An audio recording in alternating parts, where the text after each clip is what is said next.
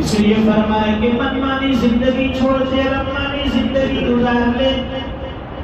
ربانی زندگی گزارنے میں بظاہر حالات ہیں، آزمائشیں ہیں، لیکن یہی آزمائشیں، یہی حالات تجھے کامیاب بنانے کے لیے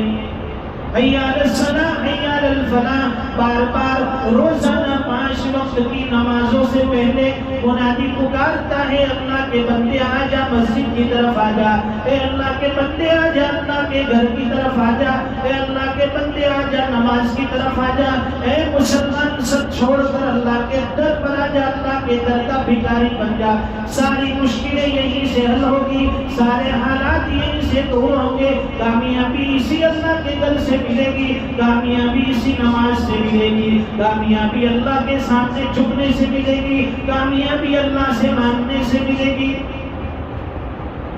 لیکن نہیں،